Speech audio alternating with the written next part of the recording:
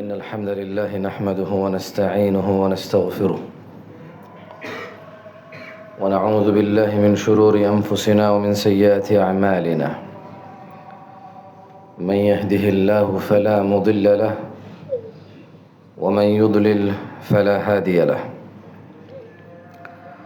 وأشهد أن لا إله إلا الله وحده لا شريك له وأشهد أن محمدًا عبد الله ورسوله. إن أصدق الحديث كتاب الله وخير الهدي هدي محمد صلى الله عليه وسلم وشر الأمور محدثاتها وكل محدثة بدعة وكل بدعة ضلالة وكل ضلالة في النار. فيا عباد الله، قال الله جل وعلا: فأعوذ بالله من الشيطان الرجيم: يا أيها الذين آمنوا اتقوا الله حق تقاته ولا تموتن إلا وأنتم مسلمون. وقال الله جل وعلا: أعوذ بالله من الشيطان الرجيم بسم الله الرحمن الرحيم. يا أيها الناس اتقوا ربكم الذي خلقكم من نفس واحدة وخلق منها زوجها وبث منهما رجالا كثيرا ونساء واتقوا الله الذي تساءلون به والأرحام إن الله كان عليكم رقيبا. وقال الله جل وعلا: فأعوذ بالله من الشيطان الرجيم: يا أيها الذين آمنوا اتقوا الله وقولوا قولا سديدا يصلح لكم أعمالكم ويغفر لكم ذنوبكم ومن يطع الله ورسوله فقد فاز فوزا عظيما. প্রশংসা আল্লাহ তাআলার, যিনি আমাদের মুসলিম পিতামাতার আশ্রয়ে এই পৃথিবীতে প্রেরণ করেছেন এবং 5 ওয়াক্ত নামাজ আদায় করে মুসলমান হয়ে বসবাস করার তৌফিক দান করেছেন। আলহামদুলিল্লাহ। অসংখ্য দুরূদ ও সালাম নাজিল হন মুস্তাফা সাল্লাল্লাহু আলাইহি ওয়াসাল্লামের উপর, যার পরে এই পৃথিবীতে আর কোনো নবী রাসূল আগমন করবেন না। আল্লাহুম্মা সাল্লি আলাইহি আল্লাহুম্মা বারিক আলাইহি। দেখুন, ফেসবুক বা ইউটিউব অনেকেই আমরা ইউজ করি। ছোট ছোট ছোট ছোট ছোট অনেক শর্ট ভিডিওগুলো আসে ইসলামিক বিভিন্ন দেশের খতিবদের। তো এরকমই আমার সামনে একবার আরব দেশের কোনো একজন শেখের কোনো একটা খুতবা লেকচারের অংশ আসছে, সেটার আমি একটু বাংলা করে নিয়েছি। আপনাদের আজকে এটা শোনাবো, তারপরে খুতবাটা টপিকে যাবো, কেমন? তো অবাক হলাম শুনে যে আরবরা খুতবা দেয়, আমরাও খুতবা দেই। ওরা বক্তব্য দেয়, আমরাও বক্তব্য দেই। ওরা মানুষকে নসিহত করে, কোরআন ও সুন্নাহ যা বলেছে তা অনুবাদ করে, কোরআন ও সুন্নাহ যা বলেছে তা মানুষের সামনে তুলে ধরে। আর আমরা যখন খুতবা দিতে আসি, আমাদের অবস্থা এমন হয়ে যায় যে বুঝাইতে বুঝাইতে বুঝাইতে বুঝাইতে কোরআন হাদিসকে আর যথেষ্ট মনে হয় না। এবার মনে হয় নিজে কিছু বলতে হবে, কারণ সামনের শ্রোতা কোনোভাবেই মানতে নারাজ যে বেনামাজি কাফের, সে নারাজ, মানে এটা সে মানতে চায় না। এখন বক্তার খতিব করবে কি? মানে একদিকে জাবের রাদিয়াল্লাহু আনহু থেকে হাদিস আছে, সাঈদ ইবনে মুসাইয়্যিব থেকে হাদিস আছে, আবিল মালিহ থেকে হাদিস আছে যে বেনামাজি কাফের। সামনের শ্রোতা বলতেছে যে আরে না, কি কোন তালিকে সব মানুষ কাফের, বাংলাদেশে শতকরা 5 জন নামাজ পড়ে না 5 ওয়াক্ত, তাহলে কি আপনি বলতেছেন সবাই কাফের, জাহান্নামে যাবেন? আমার থেকে শুনতে চায় যে আমি ওরা কাফের বলি। আমার তো দরকার নেই এটা বলো, আমার এত বড় সাহস আছে বলতে পারবো? তা আমি বলি যে না ভাই, আমি জানি না, আল্লাহু আ'লাম। কারণ কারে কাফের কই উল্টা নিজে কাফের হয়ে যাই, কারে মুনাফিক কই নিজে মুনাফিক হয়ে যাই। আমার তো আগে নিজের বাঁচাইতে হবে, চাচা আপন প্রাণ বাঁচা। তো এখন দেখলাম যে আরব বিশ্বের মানুষের আলহামদুলিল্লাহ এত ভয়ঙ্কর সিচুয়েশন নাই আলেমদের, যে সামনের লোক বোঝে না, ওকে সাহাবী থেকে হাদিস বলতেছে, আল্লাহ নবী সাল্লাল্লাহু আলাইহি সাল্লাম থেকে কোটেশন করে কথা বলতেছে, কোরআনুল কারীমের সূরার আয়াত পড়তেছে, আর ওটা বোঝেও না যেটা আয়াত নাকি আমরা এটা আরবি কথা, কাইফা হালুকা হাবিবি এরকম টাইপ না। মানে ও তো সবই কোরআন মনে করে। একজন বলতেছিল চট্টগ্রামে যে শুকরের নাম নিলে 40 দিন অজু থাকে না, নাপাক হয়ে যায়। বললাম তো কোরআনে যারা খতমে তারাই পড়ে, ওখানে তো খিনজির বলা আছে, তাই ও কি নামাজ অবস্থায় অজু চলে গেছে? তো যেখানে মানুষের ধর্মীয় জ্ঞানের অবস্থা এরকম কথা বলেন। আমি আমার ফ্রেন্ডের দোকানে বসা ছিলাম, তো এরকম কথা কেউ একজন শুকর বা শুয়োর বলে উঠছে। তো বলে যে আস্তাগফিরুল্লাহ, কি বললেন ভাই, আপনার তো 40 দিন আর ইবাদতই কবুল হবে। সরি, ইবাদত আমি দুঃখিত। বলছে 40 দিন আর নাপাক হয়ে গেলেন আপনি। কি 40 দিন নাপাক হয়ে গেছে শুয়োর বলাতে? তাহলে এই প্রাণীকে বলবো কি আমরা?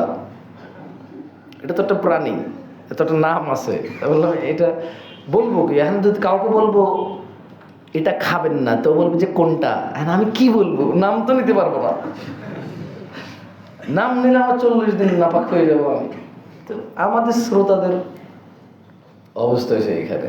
সেই জন্য আমাদের আলেমরা বলতে বলতে আর কোরআন হাদিসকে যথেষ্ট মনে করে না। কারণ সামনের শ্রোতা কোরআন জীবনে খুলে দেখে নাই, পড়তে পারে না, জীবনে পড়তে পারতে হবে এটা সে বিলিভ করে না, এটা সে দৃঢ় পরিকল্পনা তো দূরের কথা, সেটাকে মানে কোনো কিছুই মনে করে না। সে কোরআন পড়তে পারে না, এটা কোনো বিষয় না। ইটস লাইক নুন আর ভাত, এর চেয়ে মানে অল্প বিষয় এটা। কোরআন পড়তে পারে না, তাই আপনি যতই কোরআন।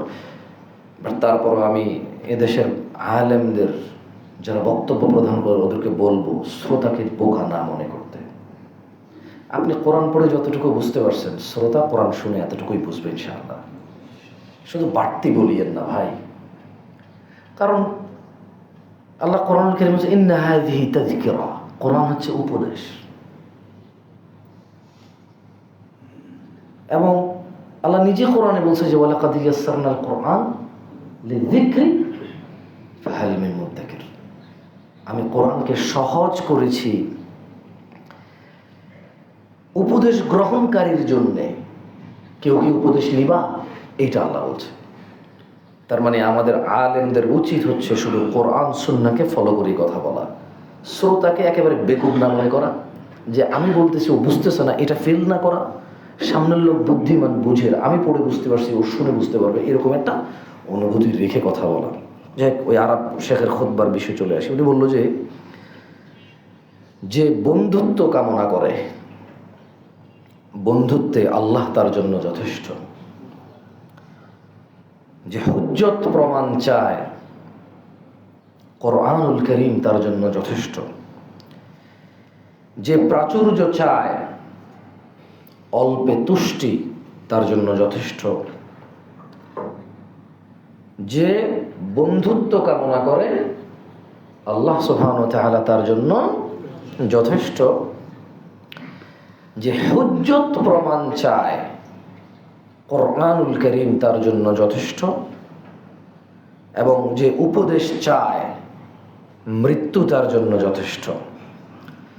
যে প্রাচুর্য চায়, অল্পে তুষ্টি তার জন্য যথেষ্ট। আর যার এগুলোতে কোনো কাজ হবে না, মহাপরাক্রমশালী আল্লাহ তার জন্য যথেষ্ট। হে বনি আদম, হে আদম সন্তানগণ, নফস তো দুনিয়ায় পড়ে রইল, মন তো পড়ে আছে দুনিয়ায়, অথচ এমন কোনো জাতি নেই দুনিয়া যাদেরকে একত্র করেছে অতঃপর তারা বিদায় নেয়নি। এমন কোনো জাতি নেই দুনিয়া যাদের একত্র করেছে অথচ তারা বিদায় নেয়নি। অহংকারী ওরা কোথায়? দাম্ভিক অহংকারী ওরা কোথায়? ধন সম্পদ সঞ্চিত করেছিল যারা, ওরা এখন নেই, থাকতেও পারবে না।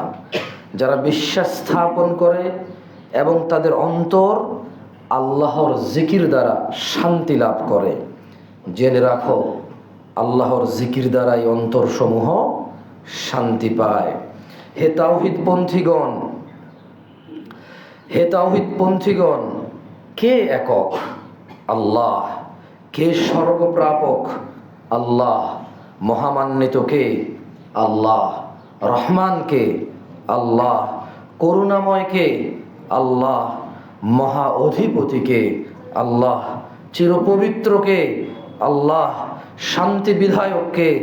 আল্লাহ কে নিরাপত্তা বিধায়ক, আল্লাহ সর্বনিয়ন্তাকে, আল্লাহ মহাপরিক্রমশালী মহাপরাক্রমশালীকে, আল্লাহ মহাপ্রতাপশালীকে, আল্লাহ কে মহামহিম, আল্লাহ কে মহান স্রষ্টা, আল্লাহ সৃষ্টিকর্তাকে, আল্লাহ প্রকৃত রূপকারকে, আল্লাহ কে অসীম প্রজ্ঞাবান, আল্লাহ কে পরম সহনশীল, আল্লাহ মহাজ্ঞানীকে, আল্লাহ নিয়ন্ত্রণকারীকে, আল্লাহ উত্তোলনকারীকে, আল্লাহ অবাধ্যদের লাঞ্ছিতকারীকে, আল্লাহ মহামহিমকে, আল্লাহ সর্বশক্তিমানকে, আল্লাহ কর্মবিধায়ককে, আল্লাহ কে মহাশক্তিধর, আল্লাহ সর্বপ্রাপককে, আল্লাহ মহামান্বিতকে,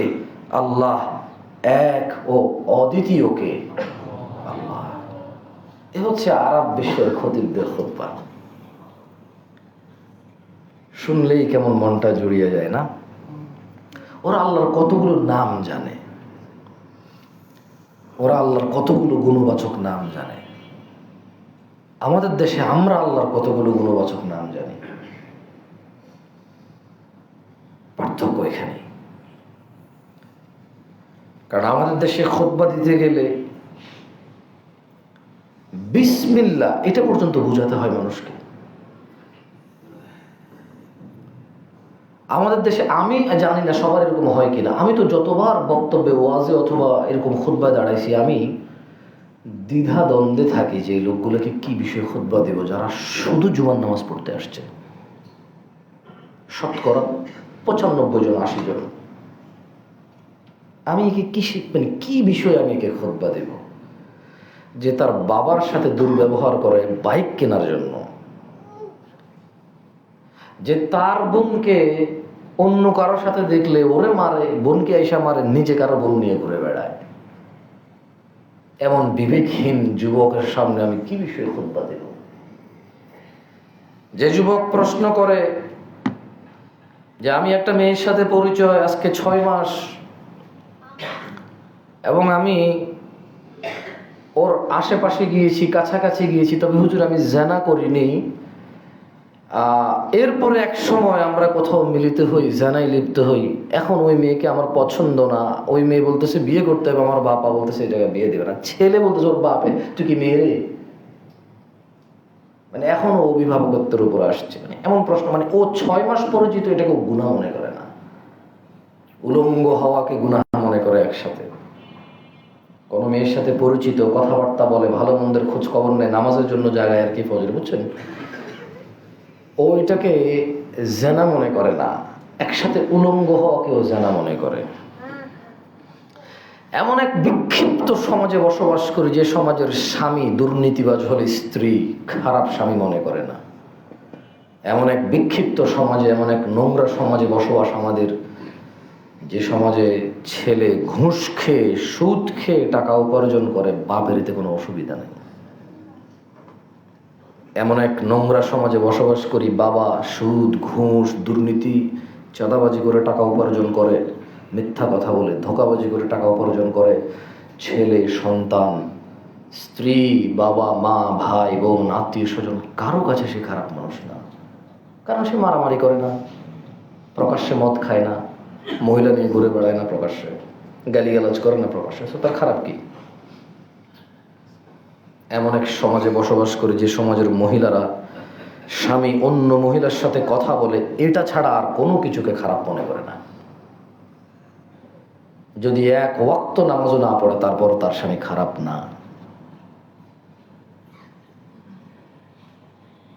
এমন এক সমাজে বসবাস করে, যেখানে ন্যায় অন্যায়ের বিচার হয় এভাবে। বেনামাজি কোনো অন্যায়কারী না। শুনেন, عن أبي هريرة رضي الله عنه قال قال رسول الله صلى الله عليه وسلم كل أمتي يدخلون الجنة إلا من أبى। আমার উম্মতের সবাই জান্নাতে প্রবেশ করবে, শুধু যে আমাকে অস্বীকার করে সে জান্নাতে যাবে না।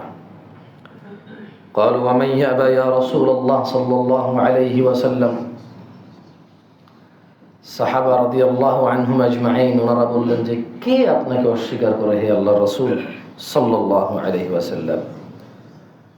قال তিনি সাল্লাল্লাহু আলাইহি ওয়াসাল্লাম বললেন মান আতাআনি, যে আমি মুহাম্মাদের সাল্লাল্লাহু আলাইহি ওয়াসাল্লাম অনুগত্য করে মেনে চলে, দাখালাল জান্নাহ, সে জান্নাতে যাবে।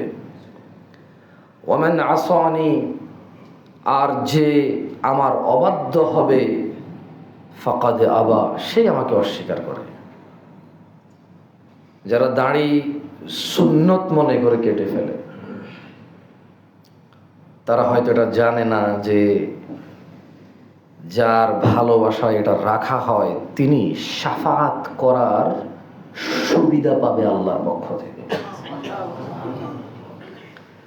তারা হয়তো এটা অনুভব করে না যে তৃষ্ণার ওই দিনে, পিপাসায় হাহাকারের ওই দিনে তিনি সাল্লাল্লাহু আলাইহি সাল্লাম হাউজে কাউসারের পানি পান করানোর অনুমতি পাবেন। যে এটা পান করবে সে আর পিপাসিত হবে না, যে এটা পান করবে সে আর তৃষ্ণার্ত হবে না। তারা হয়তো এটা অনুভব করে না। তারা ডান হাতে সিগারেট খেয়ে বাম হাতে চা খায়, কারণ ডান হাতে খাওয়া সুন্নাহ, সো এটা ফেলে দেওয়া যায়।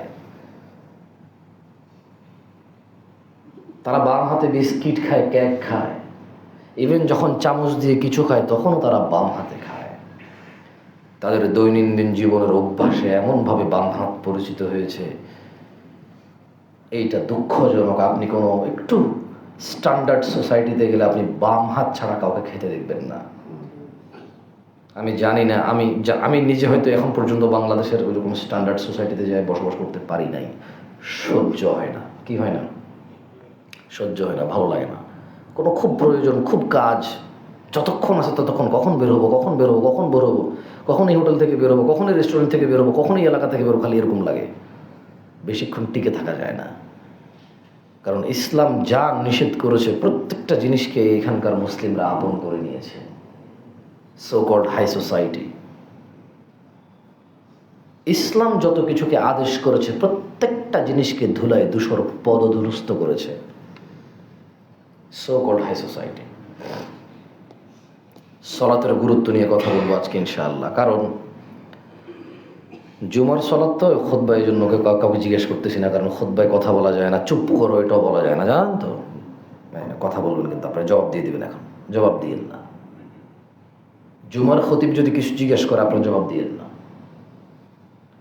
জুমার সলাতে একজন যদি পাশে কথা বলে খুতবা চলা অবস্থায়, আপনি পাশের লোককে চুপ করো এটাও বলবেন না, কারণ এটাও কথার মধ্যে পড়ে।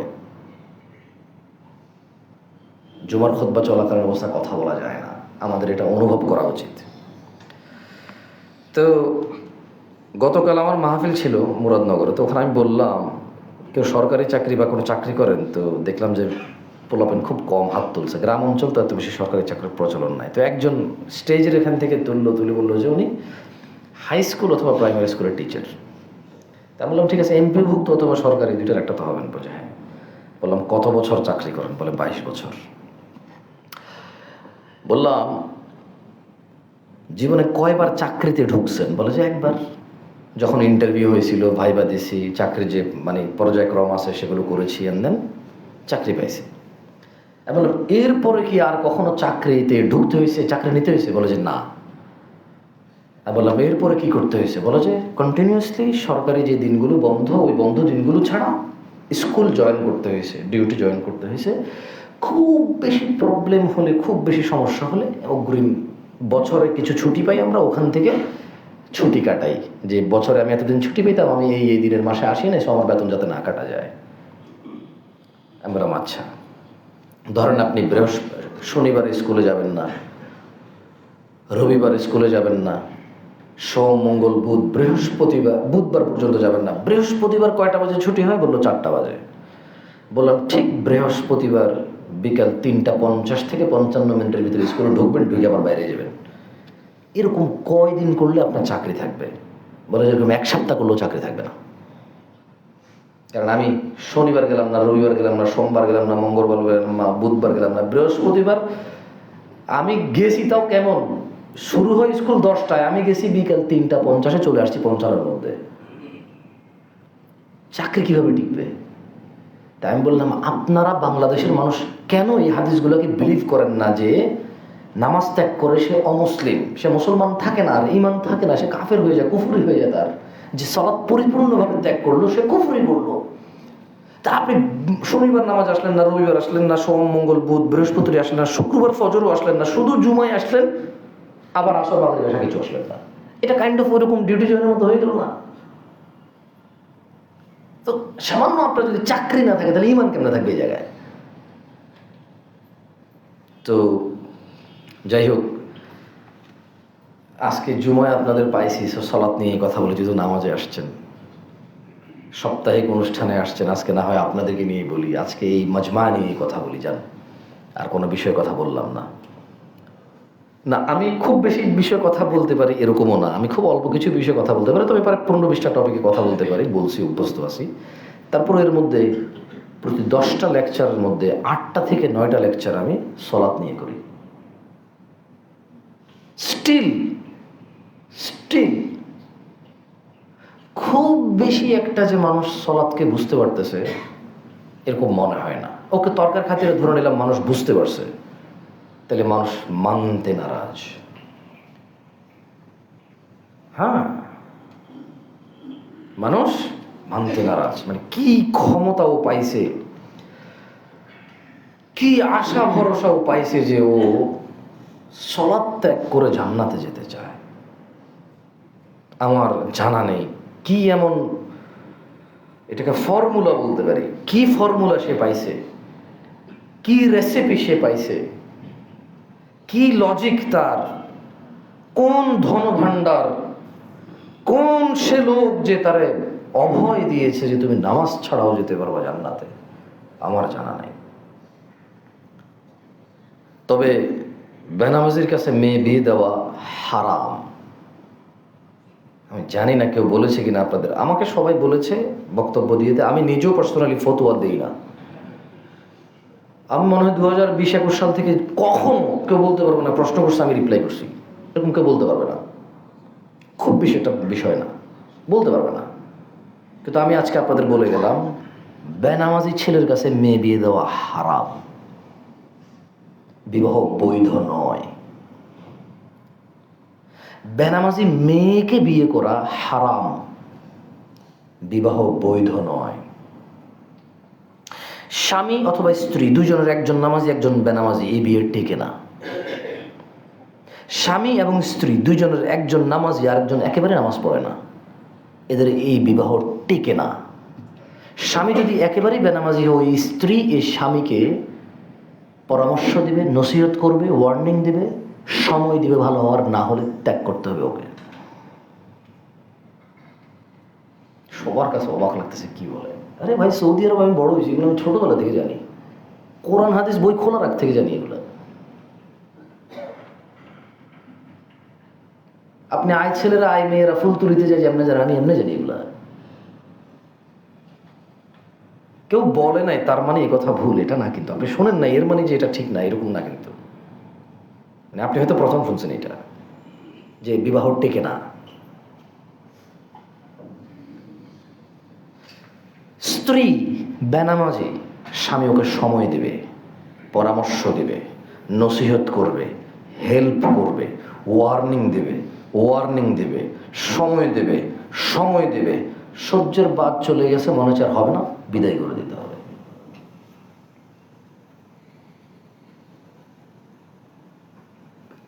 এই বক্তব্যটুকু বিক্ষিপ্তভাবে তোমরা ইউটিউবে ছাড়িও না। আমি লাস্টের দিকে যে হাদিসগুলো বলবো এটার সাথে ওইটা যোগ করে ছাড়লে কেমন? এমনি বিক্ষিপ্ত ছাড়িও না, মানুষ দ্বিধাদ্বন্দ্বের মধ্যে পড়ে মানে যা গালিগালাজ করা সব করে ফেলবে। শোনেন, عن معاذ بن جبل رضي الله عنه قال رسول الله صلى الله عليه وسلم, মুআজ ইবনে জাবাল রাদিয়াল্লাহু আনহু থেকে বর্ণিত, তিনি বলেন, এই তোমরা যারা বিয়ে করো না, নামগুলো মনে রাখো। তোমরা তো রিঙ্কু ঝিঙ্কু টিঙ্কু রাখো, নাম পাও না, আনকমন লাগবে। এখন দেখি নাম রাখে সাবধান।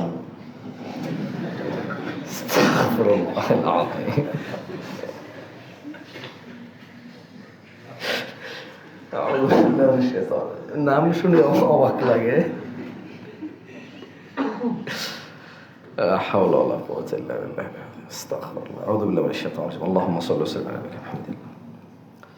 কারণ ওর নাম খুঁজে পেল, ওর আনকমন লাগবে। কি লাগবে? হাদিস পড়ো, প্রচুর নাম পাবা। তোমার গ্রামে কারো না ইনশাল্লাহ, কারণ তোমার গ্রাম আরো 100 বছর আগে এদেরকে ছেড়ে দিয়েছে। হ্যাঁ, এখন রনি ঝনি এগুলো চলে, আধুনিক ছোট। হ্যাঁ, তারপর হচ্ছে এখন আবার ওই বাংলাটাকে একটু ইংলিশ ম্যানরা কেমনে বলে অমনে রাখে। জনি, অনেক জনি ছেলে আছে মুসলমান, জন বলে নিজের। এখন ফেসবুকে লেখে জন। হ্যাঁ, তারপর বিদেশিদেরকে মেসেজ দেয়, hey it's John here, how are you, এভাবে লেখে না। জনিও বলে না এখন, আরো শর্ট করে ফেলতেছে। কেমন? সো হাদিস শোনো, নাম পাবা। মুআজ ইবনে জাবাল রাদিয়াল্লাহু আনহু থেকে বর্ণিত, তিনি বলেন, আলা উখবিরুকা বিরাসিল আমরি কুল্লিহি ওয়া আমুদিহি ওয়া যিরওয়াতি সানামিহি। আমি কি, মানে মুআজ ইবনে জাবাল রাদিয়াল্লাহু আনহু বলছেন যে আল্লাহর নবী সাল্লাল্লাহু আলাইহি সাল্লাম তিনি বলেন যে আমি কি তোমাদের সমস্ত কাজের মূল স্তম্ভ ও সর্বোচ্চ শিখর সম্পর্কে জানিয়ে দিব। মানে আল্লাহর নবী কি বলছে? যে আমি কি সমস্ত কাজের মূল স্তম্ভ এবং সর্বোচ্চ শিখর সম্পর্কে তোমাদেরকে কি জানিয়ে দেব? কুলতু, মুআয ইবনে জাবাল বলতেছেন যে আমি বললাম। কে বলল? মুআয ইবনে জাবাল রাদিয়াল্লাহু আনহু বলল যে বালা ইয়া রাসূলুল্লাহ সাল্লাল্লাহু আলাইহি ওয়াসাল্লাম। আমি বললাম যে হ্যাঁ ইয়া রাসূলুল্লাহ, আপনি আমাদেরকে জানিয়ে দিন সমস্ত কাজের মূল কি এবং ওই মূলের খুঁটি স্তম্ভ কি, মানে মূলটাকে ধরে রাখে কে, আর সর্বোচ্চ উপরে যদি যেতে হয় ওটা কোনটা। তখন কল, তিনি সাল্লাল্লাহু আলাইহি সাল্লাম বললেন, রাসুল আমরি আল ইসলাম। মানুষ যত কাজ করে সব কাজের মূল হচ্ছে ইসলাম। ওয়া আমুদুহু সলাহ, সমস্ত কাজের মূল হচ্ছে ইসলাম। ওয়া আমুদুহু সলাহ, আর ইসলাম যেটার উপরে দাঁড়ায়, যেটার উপরে ভিত্তি করে, যেটার উপরে টেকে, যা ইসলামকে ধরে রাখে তা হচ্ছে নামাজ। মানে সমস্ত কাজের মূল হচ্ছে ইসলাম। ওয়া আমুদুহুস সালাহ, এই পুরো ইসলামটার, এই পুরো দ্বীনুল হক, যত নেকি, যত ইবাদত, সব কিছুর খুঁটি হচ্ছে সালাহ। ধরে রাখে এটাকে। যার সলা নাই তার কটুক ইসলাম আছে, এবার আপনারাই চিন্তা করেন না। হাদিস তিরমিজির আসছে। এরপর বলছে যে ওয়াযিরওয়াতু সানামিহিল জিহাদ, আর এই পুরো দ্বীনুল হকের সর্বোচ্চ শিখর হচ্ছে জিহাদ করা। না না না, বেনামাজি থেকে ফেসবুকে বসে বসে তাকবীর আল্লাহু আকবার, এরপর রাস্তায় নেমে দখল করে নামাজ ছেড়ে দেওয়া, ওরে জিহাদ কয় না। মুজাহিদ ওর জন্য হওয়া সহজ যে সলাত হেফাজতকারী, যে নিজেও অন্যায় করা পছন্দ করে না, কারো উপরে অন্যায় হইতে দেখা পছন্দ করে না, যে নিজে অন্যায় করে বাট আরেকজনেরটা পছন্দ করে না, এরকম লোক মুজাহিদ হওয়া কঠিন হয়ে যাবে। জিহাদ মানে হচ্ছে চেষ্টা করা। জিহাদ মানে কি? চেষ্টা করা। কি চেষ্টা করবে বলুন তো? প্রত্যেক মন্দ, ন্যায়, অবিচার, অন্যায় এগুলোর বিরুদ্ধে চেষ্টা করবে সে, ন্যায় প্রতিষ্ঠা করার, ইনসাফ প্রতিষ্ঠা করার হচ্ছে জিহাদ। আর যদি কেউ এ অন্যায় পথে এসে কোনো কিছু জোর জবরদস্তি করতে চায়, তাহলে তখন ফি সাবিলিল্লাহ, আল্লাহর রাস্তায় নিজেকে সঁপে দেওয়া। এটা হচ্ছে ইসলামের সর্বোচ্চ শিখর।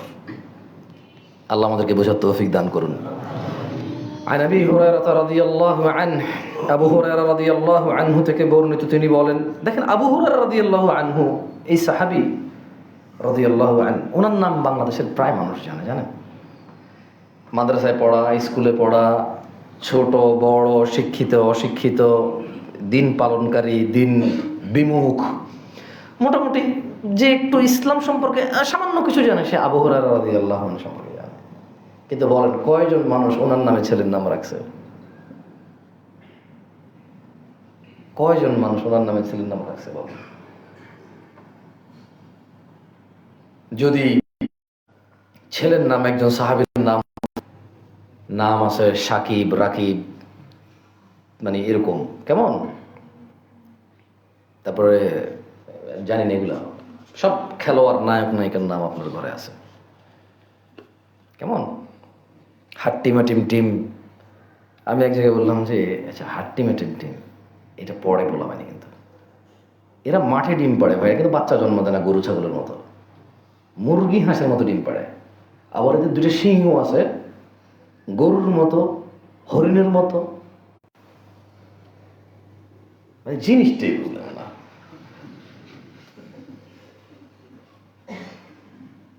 কথা বুঝতে পারেন নাই? হাট্টিম আগামী 50 বছর পর হয়তো আসতেও পারে কারো সামনে, বলা যায় না। কিন্তু আপনারা কিভাবে চিনবেন এটা হাট্টিম? এটা ডিম পাড়ে, আবার সিংহ আছে এটার, এইভাবে বুঝবেন এটা হাট্টিম। বুঝছেন? এগুলো হলো পড়াশোনা, বাচ্চাদেরকে মারা এগুলো পড়ানোর জন্য। এটা মুখস্থ করলে কি এমন শিখে গেছে, ভাবি জানেন ও কিন্তু এটা পারে, বলো বাবা বলো, এ কি এক অবস্থা এই হাট্টিম নিয়ে। এখন আছে কিনা জানি না, আমাদের সময় তো ছিল। আল্লাহ আমাদেরকে বুঝার তৌফিক দান করুন। তো আবু হুরায়রা রাদিয়াল্লাহু আনহু থেকে বর্ণিত, তিনি বলেন যে সামি'তু রাসূলুল্লাহ সাল্লাল্লাহু আলাইহি ওয়াসাল্লাম ইয়াকুল, আবু হুরায়রা বলছে যে আমি আল্লাহর নবী সাল্লাল্লাহু আলাইহি ওয়াসাল্লামকে বলতে শুনেছি, ইন্না আউওয়ালা মা ইউহাসাবু বিহিল আবদু ইয়াওমাল কিয়ামাতি মিন আমালিহিস সালাহ, কিয়ামতের দিনে বান্দার কাজ সমূহ, বেশি শুদ্ধ হয়ে গেছে কথাটা, একটু আর নরমালগুলা বলি। কিয়ামতের দিনে বান্দার যত কাজ আছে সব কাজের মধ্যে সর্বপ্রথম নামাজের হিসাব নেওয়া হবে। এখন বিচারের মাঠে আল্লাহ বিচার শুরু করবে, হাসরের মাঠে আল্লাহ বিচার শুরু করবে, বা বিচারের মাঠে আল্লাহ বিচার শুরু করবে। এখন আল্লাহ সর্বপ্রথম স্টার্ট করবে নামাজ দিয়ে। তো এখন নামাজ দিয়ে যদি সর্বপ্রথম হিসাব শুরু হয়, এতে প্রবলেম কোথায়? যদি আপনি বেনামাজি হন, এতে সমস্যাটা কোথায় আমি বলি। ধরেন আপনি হজ করছেন, জাকাত দেন, সদকা করেন, মসজিদ বানান, মুতাওয়াল্লি হন, মাদ্রাসা বানান, কালবার্ট, ওই যে মানুষের বসার যাত্রী ছাউনি বানায় দেন, একটা টিউবওয়েল বানায় দিয়েছেন, ইয়েতিমদের লালন পালন করেন, আপনি অনেক ভালো কাজ করেন, বাবা মায়ের সবসময় সেবা যত্ন করেছেন, কিন্তু বেনামাজি হয়ে মরে গেলেন। এখন যখন হিসেব শুরু হবে সবার আগে নামাজের, আপনি কোন প্রবলেমে পড়বেন একটু মনোযোগ দিয়ে শোনেন, দেখেন আপনার এটা ভয় লাগে কিনা। যদি ভয় না লাগে ভাই, আপনারা খুব সাহসী, আমরা জানি, উষ্টা খালি নখ ভাঙ্গা যায় আর কি। শুধু আপনারা খুব সাহসী, শক্ত মজবুত মানুষ, অনেক কিছু পারেন। পানিতে 4-5 মিনিট এমনি চাইপা ধরে রাখলে ডুবে যাবেন, মরে যাবেন। আপনারা খুব সাহসী, আপনারা খুব শক্তিশালী, আমার জানা আছে, আগুন লাগলে পুড়ে যান। আপনারা খুব সাহসী, হুন্ডা থেকে পড়ে হাড্ডি গুড্ডি ভেঙে যায়। আপনারা অনেক সাহসী, অনেক শক্ত মজবুত, আপনাদেরকে ভয় দেখাবে কি ভাই? আপনাদের পূর্বে পৃথিবীতে কি এত টেকনোলজিক্যাল মানুষ বসবাস করছে? একটাবার ভাবেন না, মিশরের পিরামিডগুলো তুলছে কে? কোরআনে তো কোথাও বলা নাই যেগুলো আল্লাহ গায়েবীভাবে তুলে দিয়েছে। যেমন চন্দ্র দ্বিখণ্ডিত হয়েছে, এরকম তো কোনো তথ্য নেই কোরআন হাদিসে যে মিশরের পিরামিডের পাথর এগুলো এরকম কিছু একটা। যত গবেষক আছে সবাই তো বলছে এটা সভ্যতা, মানে আমাদের মতো কোনো মানুষের কাজ, অথবা তারা সন্দেহ যেটা কি করছে। আপনি ক্যারান চেনেন না? ক্যারান পাথর তোলে কিনা বড় বড়, তো ক্যারান তো মানুষ না, বাট মানুষে বানাইছে এই ক্যারান, অপারেটর করে মানুষে। তা আপনি যদি মনে করেন মানে 5G আছে, হ্যাঁ ভিডিও কলে কথা বলতে পারেন, কিছু বললেই ছেড়া দিয়ে বললে 20, 30, 50 হাজার মানুষ শুনে যায় ইন্টারনেটে, গাড়ি চালাতে পারেন 120 কিলোমিটার বেগে, আপনি একটা দ্রুতগতির কিছু 6 ঘন্টায় সৌদি আরব পৌঁছে যান, 4 ঘন্টায় চায়নায় পৌঁছে যান, 11 ঘন্টায় আমেরিকা পৌঁছে যান, আপনি আপনার মতো গতি আর কার আছে? এভাবে ভাবার দরকার নাই আপনার। আমি কিন্তু খুতবা শুরুতে বলেছিলাম, একজন আরাবিয়ান খতিবের খুতবা, সে বলেছে যে এই দুনিয়া যত জাতিকে একত্রিত করেছে কাউকে ছেড়ে দেয়নি, শেষ করে দিয়েছে। সো আপনি ভাবিয়েন না যে আপনি একটা ক্ষমতাবান, আপনার পূর্বে এই পৃথিবীতে টেকনোলজিক্যাল আর ক্ষমতা সম্পন্ন কেউ আসে নাই। মজার কথা হলো আপনি আর আমি আমাদের এই বর্তমান পৃথিবীতে মিশরের ওই পিরামিডের পাথর কেমনে উঠছে কেউ না বাইরে উঠতে পারেনি, এরকম একটা তুলতে পারবে না। রকেটের গতিতে বিমান চালাইতে পারেন ঠিকই, কিন্তু ওই পাথর কেমনে তুলছে? আপনারা যদি এরকম একটা পাথর এনে দেওয়া হয়, আপনি কেমনে ওখানে তুলবেন আপনি এখনো জানেন না। এখনো পৃথিবীর কোনো বিজ্ঞানী খুঁজে বের করতে পারেন যেটা কেমনে তুলছে, উঠছে কেমনে। আমি খুঁটিবিহীন আসমানের কথা বলছি না, আমি পরাক্রমশালী ওই আল্লাহ সুবহানাহু ওয়া তাআলার ক্ষমতার কথা বলছি না। শুধু আমাদের পূর্বে যে জাতিরা এই পৃথিবীতে আসছে নিশ্চিহ্ন হয়ে গেছে, ওদের মধ্যে কি টেকনোলজি ছিল, কতটুকু ওদের শারীরিক ক্ষমতা ছিল, আর কতটুকু মেধা বুদ্ধি বিবেচনা ছিল, ওটার কথা বলছি। আমি বলছি না ওই পরাক্রমশালী রবের ক্ষমতার কথা যিনি রাতকে দিনে রূপান্তরিত করে। আমি ওনার কথা বলছি না যিনি বীর্য থেকে 1 ফোঁটা তুচ্ছ পানি থেকে রক্তে মাংসে হাড্ডি মানুষ তৈরি করে। আমি ওনার ক্ষমতার কথা বলছি না যিনি মৃত্তিকা মরিচিকা হওয়ার পর আবার পুনরুত্থান করবে, এভাবে মানুষ গজাবে কবর থেকে। আমি ওনার ক্ষমতার কথা বলছি না, শুধু বলছি আমাদের পূর্বে যারা এই পৃথিবীতে বসবাস করে গিয়েছে তাদের কি টেকনোলজিক্যাল ক্ষমতা ছিল, আর কতটুকু শারীরিক আর মানসিক বুদ্ধিমত্তা ছিল, যেরকম পিরামিড তারা তৈরি করেছিল। কতটুকু ক্ষমতা ছিল যে এরকম একটা লাশ রেখে দিয়েছে, ওই লাশ এখনো পচে নাই, ধ্বংস হয় নাই ফেরাউনের। আল্লাহ ওদেরকে কতটুকু বুদ্ধি আর মেডিসিনাল কতটুকু দক্ষতা দিয়েছিল, মানে ওদের মেডিকেল সায়েন্স কতটুকু উন্নত ছিল যে ওরা এভাবে লাশকে সংরক্ষণ করতে পেরেছে ফ্রিজ ছাড়া।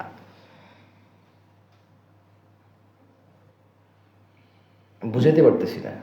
আপনি পৃথিবীর সর্বশ্রেষ্ঠ একেবারেই বুদ্ধিমান এরকম না। ঠিক আছে, আপনি 11 ঘন্টায় আমেরিকা পৌঁছেন, অনেক কিছু পারেন, জানি আমরা। তাহলে বলছেন যে আল্লাহ নবী সাল্লাল্লাহু আলাইহি ওয়াসাল্লাম বলছেন যে ফাইন সলুহাত, কিয়ামতের সবার আগে হিসেব হবে নামাজের। ফাইন সলুহাত, যার নামাজ ঠিক থাকবে, ফাকাদ আফলাহা ওয়া আনজাহা, সে জিতে যাবে, সে সফল হবে।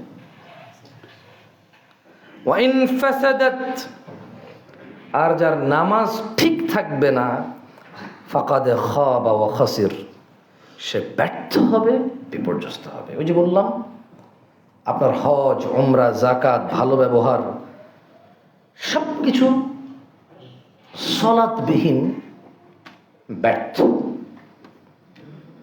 তবে শুধু সলাৎ আপনাকে জান্নাতে নিয়ে যাবে এরকম না, ঈমান থাকতে হবে। আর ঈমান টেকে নামাজ দিয়ে প্রত্যেক মুসলিম মুমিন কোথায় যাবে? জান্নাতে যাবে। কিন্তু মুমিন নির্ধারিত হবে সলা দিয়ে। বাকি অপরাধ সলাহ ত্যাগ করা হচ্ছে কুফরি।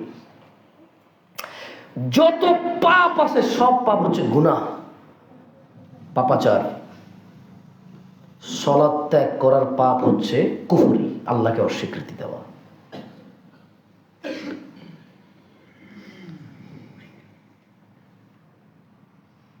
আমি জানি না আপনাদের মধ্যে কারা কারা আল্লাহর প্রিয় হবেন এরকম ভাবেন। তবে সত্যি কথা বলতে কি, এখন আপনাদেরকে বলতে যে আমার নিজের কাছে নিজের প্রশ্ন আসতেছে, আমি কি কখনো এভাবে চোখ বন্ধ করে ভাবছি যে আমি আল্লাহর প্রিয় হব? আমিও ভাবিনি, আল্লাহ মাফ করুক আমাকে। এই যে এখন আপনাদেরকে বলবো, তো এখন আমি হঠাৎ করে যে আপনাদেরকে বলবো, এই জন্য আমার চিন্তা আসলো যে কিরে আমি ওনাদেরকে কিভাবে বলি এ কথা। আমার নিজেরও তো হয়তো কখনো নির্জনে একাকিত্বে এরকম ভাবি না যে আমি আল্লাহর প্রিয় হব। চলুন আজকে সবাই একটু ভাবি আমরা যে আল্লাহর প্রিয় হব। আপনাদের এবং আমি নিজেকে নসিহত করি। عن عبد الله ابن مسعود رضي الله عنه قال আব্দুল্লাহ ইবনে মাসউদ রাদিয়াল্লাহু আনহু থেকে বর্ণিত, তিনি বলেন, সাআলতু নবিয়্য সাল্লাল্লাহু আলাইহি ওয়াসাল্লাম, আমি রাসূলুল্লাহ সাল্লাল্লাহু আলাইহি ওয়াসাল্লামকে জিজ্ঞেস করলাম। আব্দুল্লাহ ইবনে মাসউদ রাদিয়াল্লাহু আনহু আল্লাহর নবীকে জিজ্ঞেস করলো সাল্লাল্লাহু আলাইহি ওয়াসাল্লাম যে আইয়ুল আমালি আহাব্বু ইলাল্লাহ, ইয়া রাসূলুল্লাহ, এই যে এত ভালো কাজ, এত নেকির কাজ, এত সওয়াব, এত ইবাদত, ইয়া রাসূলুল্লাহ আপনি আমাকে বলেন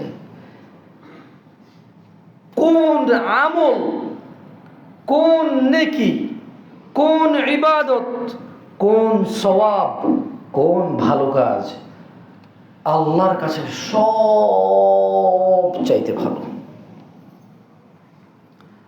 قال রাসূলুল্লাহ সাল্লাল্লাহু আলাইহি সাল্লাম বললেন, আস-সালাতু আলা ওয়াক্তিহা। বললেন যে আব্দুল্লাহ ইবনে মাসউদ রাদিয়াল্লাহু আনহু, তুমি সময় মতো নামাজ পড়বা, এইটা আল্লাহর কাছে সব কাজের চাইতে প্রিয় কাজ। মানে এইভাবে আল্লাহর প্রিয় বান্দা হওয়া যাবে। কোনো মানুষ যদি সময় মতো নামাজ পড়ার দৃঢ় পরিকল্পনা করে ফেলে, ও আল্লাহর প্রিয় হবে, ও আল্লাহর প্রিয় হবে, আল্লাহকে প্রিয় করে নেবে। এবং গুনাহ ছাড়া মানুষ এই পৃথিবীতে নাই। হুজুর, মোল্লা, মুন্সি, বক্তা, মুফতি, মুহাদ্দিস, গুনাহ ছাড়া পৃথিবীতে মানুষ নাই। এটাই চরম সত্য এবং নির্মমতা। যে মানুষকে অন্যায় থেকে বিরত হওয়ার আহ্বান করে, সে নিজেও কোনো কোনো ক্ষেত্রে পাপাচার। সালাত গুনাহের কাফফারার অন্যতম সহজ অ্যাভেলেবল মাধ্যম। গুনাহ কাফফারায়ের অন্যতম সহজ, যে কোনো সময় পারফর্ম করা যায় এইরকম একটা মাধ্যম হচ্ছে সালাত। عن أبي هريرة رضي الله عنه أبو هريرة رضي الله عنه থেকে বর্ণিত أنه سمع رسول الله صلى الله عليه وسلم, আবু হুরায়রা বলছেন যে আল্লাহ নবী সাল্লাল্লাহু আলাইহি ওয়াসাল্লামকে বলতে শুনেছেন যে আরাআইতুম লাউ আন্না নাহারান বিবাবি আহাদিকুম ইয়াগতাসিলু ফীহি কুল্লা ইয়াউমিন খামসা। আবু হুরায়রা বলছে যে আল্লাহ নবী সাল্লাল্লাহু আলাইহি ওয়াসাল্লামকে বলতে শুনেছি, বলো তো তোমরা, তোমাদের কারো বাড়ির সামনে যদি একটি নদী থাকে আর সে যদি ওই নদীতে দিনে 5 বার গোসল করে, মা তাকুলু যালিকা ইউবকি মিন দারানি, বলো তো ওর শরীরে কি কোনো ময়লা থাকবে? ক্বালু, সাহাবারা সবাই বললেন, লা ইউবকি মিন দারানিহি শাইআ। সাহাবারা সবাই বললেন যে হে আল্লাহর রাসূল, না, কারো বাড়ির সামনে যদি নদী থাকে আর যদি সে দিনে 5 বার গোসল করে, তার সাথে কোনো ময়লা থাকবে না ইয়া রাসূলুল্লাহ। قال, তিনি সাল্লাল্লাহু আলাইহি সাল্লাম বললেন, ফাযালিকা মিথলুস সালাওয়াতিল খামস ইয়ামহুল্লাহু বিহিল খাতায়া। আল্লাহর নবী বললেন, এ হলো 5 ওয়াক্ত নামাজের উদাহরণ, এর মাধ্যমে আল্লাহ তাআলা বান্দার গুনাহ মিটিয়ে দেয়। সুবহানাল্লাহ। আর আপনি বলা লাগবে না যে আল্লাহ মাফ করেন, এই নামাজ পড়তেছেন গুনাহ মাফ হয়ে যাচ্ছে। সুবহানাল্লাহ, কি একটা সিস্টেম আল্লাহ রেখে দিয়েছে। সুবহানাল্লাহ, আপনি ভাবিয়েন না যে আর গুনাহ করবেন আর নামাজ পড়বেন, গুনাহ করবেন আর নামাজ পড়বেন। আপনার ধারণা ভুল। যেদিন আপনি মন থেকে নামাজ পড়বেন, যেদিন আপনি গুনাহ মাফের জন্য নামাজ পড়বেন, আপনাকে বলে রাখি, কোরআনে তিনি সুবহানাহু ওয়া তাআলা বলছে যে ইন্নাস সালাতা তানহা আনিল ফাহশাই ওয়াল মুনকার, নিশ্চয়ই নামাজ মানুষকে মন্দ কাজ থেকে, অশ্লীল কাজ থেকে বিরত রাখে। যেদিন আপনার নামাজ পড়ার পর আপনার অশ্লীলতা চলে গেছে, সেই দিন আপনি অনুধাবন করবেন যে আমি নামাজ পড়ার চেষ্টায় আছি, ভালো চেষ্টায় আছি। মানে সিরিয়াসলি নেওয়া যাবে না যে আমারটা মনে কবুল হয়ে গেছে, আমি মনে জান্নাতে চলে যাবে, সিরিয়াসলি নেওয়া যাবে না। বাট আশাবাদী থাকবেন যে আমি ভালো পথের চেষ্টায় আছি, আল্লাহ তুমি বাকি সাহায্য করো আমাকে। খারাপ কাজ এখন আমার খারাপ লাগে, অশ্লীলতা এখন আমার অসহ্য লাগে, নিজের কাছে নিজে লজ্জিত এমন কাজে আমি কি ছিলাম, লিপ্ত ছিলাম। আল্লাহ আমাদেরকে বোঝার তৌফিক দান করুন।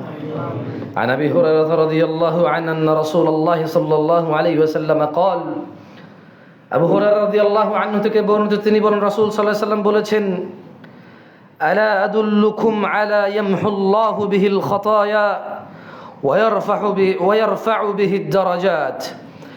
তিনি সাল্লাল্লাহু আলাইহি ওয়াসাল্লাম বললেন, আমি কি তোমাদের বলবো না আল্লাহ তাআলা কি কারণে গুনাহ মুছে দেন এবং মর্যাদা বাড়িয়ে দেন? ক্বালু বালা ইয়া রাসূলুল্লাহ সাল্লাল্লাহু আলাইহি ওয়াসাল্লাম। সাহাবাগণ বললেন, হে আল্লাহর নবী, আপনি অবশ্যই আমাদের বলে দিন। ক্বাল, তিনি সাল্লাল্লাহু আলাইহি ওয়াসাল্লাম বললেন, ইসবাগুল উযুই আলাল মাকারিহ, কষ্ট হওয়া সত্ত্বেও পরিপূর্ণরূপে ভালোভাবে ওযু করো। ওয়া কাসরাতুল খুতা ইলাল মাসাজিদ, মসজিদের দিকে বেশি বেশি পায়ে যাতায়াত করো এবং এক নামাজ শেষ করে পরবর্তী নামাজের জন্য অপেক্ষায় থাকো। ফাযালিকুমুর রাবাত, আর এটাই হলো রিবাত, আল্লাহর রাস্তায় পাহারা দেওয়ার মর্যাদা। কষ্ট হওয়া সত্ত্বেও পরিপূর্ণ ওযু করবেন, এক নামাজ থেকে আরেক নামাজের অপেক্ষা করবেন, এটা হচ্ছে আল্লাহর রাস্তায় পাহারা দেওয়ার কি মর্যাদা। সালাত মুমিন ও মুনাফিকের পরিচয়, সালাত মুমিন ও মুশরিকের পরিচয়, সালাত মুসলমান ও কাফেরের একমাত্র পরিচয় বহনকারী ইবাদত। এই পৃথিবীতে কোরআন ও সুন্নাহ এমন আর কোন ইবাদত নেই যেটা মুসলমান আর অমুসলমানকে পার্থক্য করে, আর কোন ইবাদত নাই। আজকে উপস্থিত মুসল্লিয়ানে কেরাম, যদিও আমি দুঃখিত, আমি খুব বেশি সম্বোধন করে বলতে পারি না, ওয়াজ মাহফিলে গেল কারা দিছে সভাপতি, এভাবে আমি বলার অভ্যস্ত নাই, যাই ওয়াজ করে চলে আসি। সবার প্রতি আমি কৃতজ্ঞ, আপনাদের প্রতিও কৃতজ্ঞ যারা আল্লাহর দিন কায়েমের উদ্দেশ্যে মানুষকে বসার সুযোগ করে দিয়েছেন। আল্লাহ আপনাদের সেই তৌফিক দিয়েছেন, আল্লাহ কবুল করুক। আমি দোয়া করি যারা আজকে এখানে সলাতে আসছেন, যাতে আপনারা শুধু জুমার সলাত আদায়কারী হিসেবে না মৃত্যুবরণ করেন, 5 ওয়াক্ত সলাত আদায়কারী হিসেবে আল্লাহ মৃত্যুবরণ করার তৌফিক দান করুন। শোনেন ভাই, খুতবা প্রায় শেষের দিকে 2-4টা হাদিস বলবো। যেহেতু জুমার সালাত কথা বলা যাবে না, শোনার কাজ আপনাদের, আমি এক একটা হাদিস 2বার 3বার করে পড়ার চেষ্টা করব। আপনি এগুলো মুখস্থ করার চেষ্টা করবেন, আরবি না পারলে বাংলা করবেন, এরপর নিজের বিচার নিজেই হাদিস দিয়ে করবেন আপনি মুসলমান কিনা। ওয়াল্লাহি কাসামা বিল্লাহি তাআলা, আল্লাহর শপথ, আমি এখানে কাউকে অমুসলিম, কাফের, মুশরিক, মুনাফিক বলতে আসি নাই। আমাকে দাওয়াত দিয়ে আনাই হয়েছে যাতে আমি আপনাদের ভালোবেসে কথা বলি। আমার মতো নগণ্য মানুষ এখানে কথা বলার সুযোগ এজন্যই পেয়েছি যাতে আপনাদের আমি ভালোবাসতে পারি। আপনাদের আমি মুনাফিক, মুশরিক, কাফের বলতে আসি নাই, আমার কাজও না এটা। আমি নিজেই মুমিন, আপনাকে নাম ধরে ধরে বলে নাই। উনি সবচেয়ে বেশি আমাদেরকে ভালোবাসতো, সাল্লাল্লাহু আলাইহি ওয়াসাল্লাম। দেখেন, মহিলাদেরও নামাজের ব্যবস্থা আছে না? তারপরে বোনরা আছে।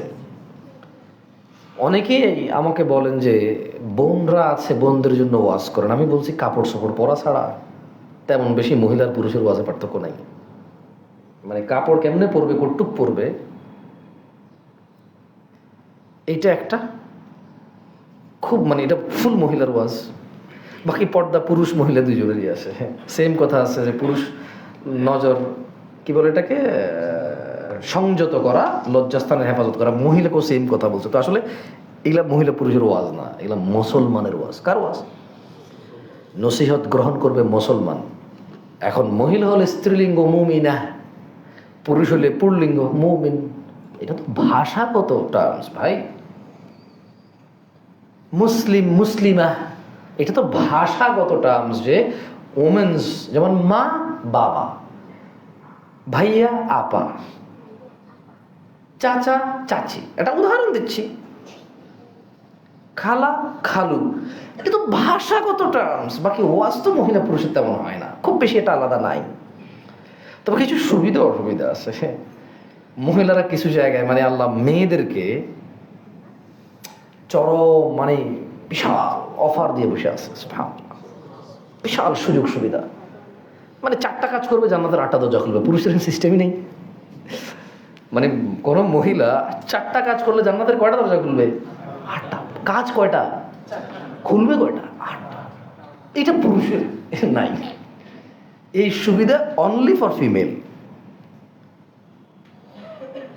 এই সরলতা, এই সহজীকরণ অনলি ফর ওমেন। কি? 5 ওয়াক্ত নামাজ পড়বে, রমজানে রোজা রাখবে, যদি অসুস্থ না হয়, অসুস্থ হলে পরে এটা পুরো করে নেবে, স্বামী আর তার বিছানার অনুগত্য করবে, লজ্জাস্থানের হেফাজত করবে। এই তো 3-4টা কাজ। এখানে একটু সিকিউরিটি দিতে পারলে জান্নাতের 8টা দরজা জন্য করবে। এগুলো পুরুষদের জন্য নাই, সরি। একটা মহিলার ওয়াজ করে দিলাম, জান।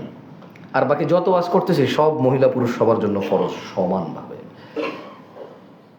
শুধু পুরুষ পাঞ্জাবি পরতে পারবে, মহিলা পারবে না। পুরুষের হাত দেখা যেতে পারবে, মহিলার দেখা যেতে পারবে না। এটা তো পর্দার বিধান, সতরের বিধান। কিসের বিধান? সতর। সো আপনারা তো নিশ্চয়ই মহিলার ওয়াজ সতর শুনতে আসেন না এখানে।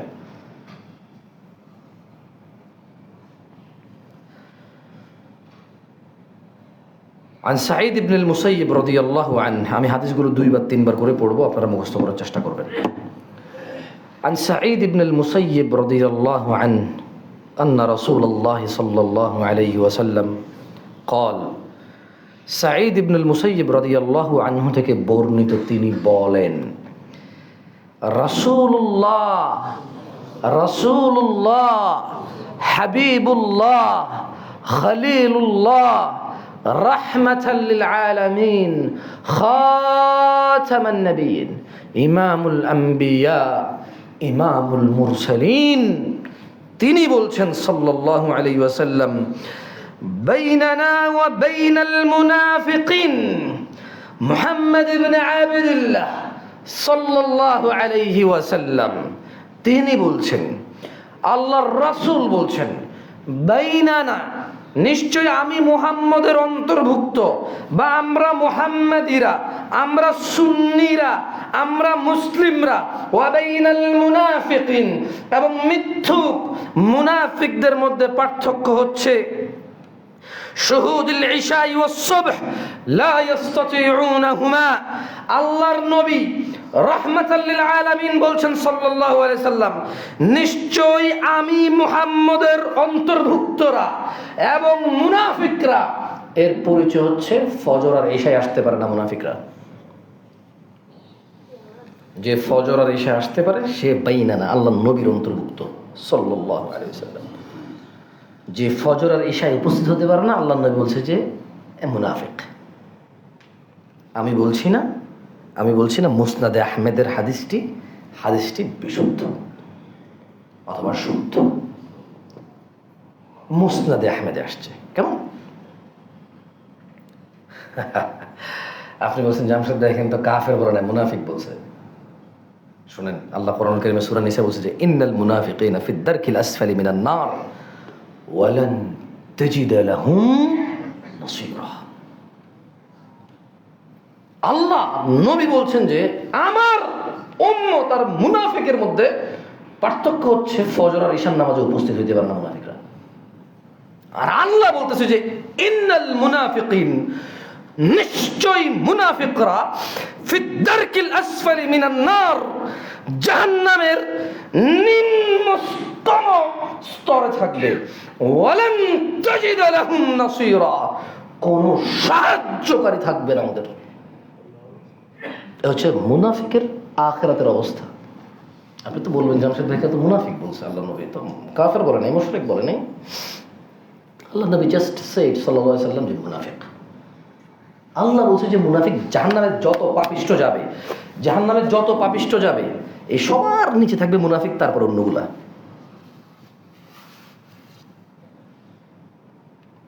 মুনাফিক সর্বনিম্ন স্তরে যাবে। যে ওয়াদা কথায় কথা বলে ফেলে, আল্লাহর কসম ভাই দিয়ে দেবো, আপনারা দিচ্ছেন না, ওয়াদা খেলাফ। মুনাফিকের লক্ষণ হচ্ছে 3টি। আমানত দিলে খেয়ানত করে, ওয়াদা দিলে খেলাফ করে, মিথ্যা কথা বলে। এই সর্বনিম্ন স্তরে থাকবে জাহান্নামের। আল্লাহ আমাদেরকে আশ্রয় দান করুন মুনাফিক থেকে। শোনেন, আপনি তো শুধু জুমা পড়ে মুসলিম থাকতে চান। আই এম ভেরি সরি, আমার ছোট্ট নলেজ অনুযায়ী এই ধরনের কোনো পলিসি রেসিপি নাই এই জায়গায় যে শুধু জুমা পড়ে মুসলমান থাকা যায়। দেখেন, আন জাবির রাদিয়াল্লাহু আনহু قال, জাবির রাদিয়াল্লাহু আনহু থেকে বর্ণিত, তিনি বলেন, সামি'তু an-নাবিয়্য সাল্লাল্লাহু আলাইহি ওয়াসাল্লাম ইয়াকুল, আমি আল্লাহর নবী সাল্লাল্লাহু আলাইহি ওয়াসাল্লামকে বলতে শুনেছি, ইন্না বাইনার রাজুলি ওয়া বাইনাশ শিরকি ওয়াল কুফরি তারকুস সালাহ। জাবির রাদিয়াল্লাহু আনহু বলতেছে যে আমি নিজে, জাবির রাদিয়াল্লাহু আনহু সাহাবী, তিনি বলছে যে আমি আল্লাহর নবীকে বলতে শুনছি, মানে আল্লাহর নবী বলতেছিল, আমি নিজে শুনতেছিলাম। কি বলছে তিনি? আল্লাহর নবী কি বলছে? মুহাম্মদ সাল্লাল্লাহু আলাইহি সাল্লাম ইমামুল আম্বিয়া, নবীদের ইমাম, নবী রাসূলদের ইমাম, তিনি বলছেন নিশ্চয়ই একজন ব্যক্তি, হইতে পারে আব্দুল্লাহ, হইতে পারে কি বলে এটাকে, হাফসা, হইতে পারে এই যে বাংলাদেশের নাম কি যেন, শিমু, রিমু, টিনু, যেই হোক,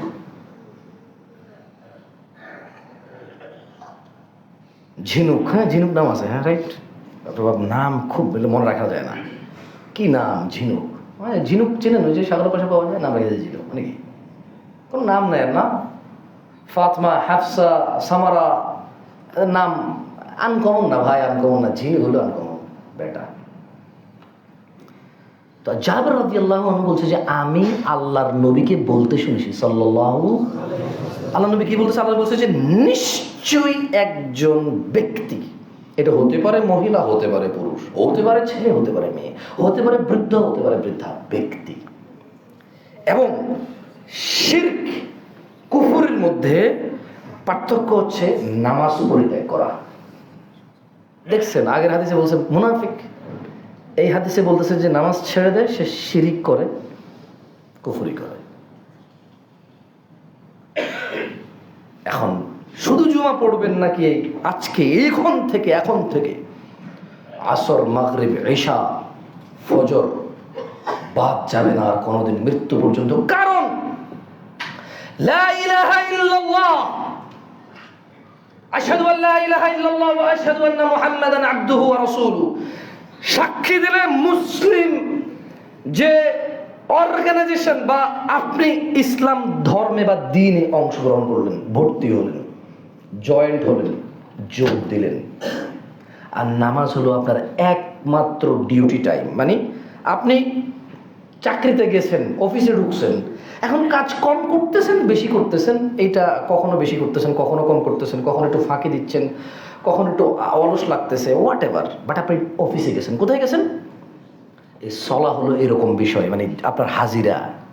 সলা হলো কি, মানে আপনি যে মুসলমান দিনে 5 বার, এটা মেনটেন করলে অ্যাজ এ মুসলমান হিসেবে আপনার ঈমান, আশহাদু আল্লা ইলাহা ইল্লাল্লাহ ওয়া আশহাদু আন্না মুহাম্মাদান আবদুহু ওয়া রাসূলুহু, এই সাক্ষীটা, মানে আল্লাহর উপর যে সাক্ষী দিয়েছেন, আপনি যে এক আল্লাহকে বিশ্বাস করেন, এই সাক্ষীটা মূলত এই 5 ওয়াক্ত নামাজে টিকে থাকে। আপনি এটা জানান দেন যে আমি আমার কথায় অটল আছি, যে আল্লাহ ছাড়া কোনো ইলাহ নাই, মুহাম্মদ সাল্লাল্লাহু আলাইহি ওয়াসাল্লাম আল্লাহর রাসূল।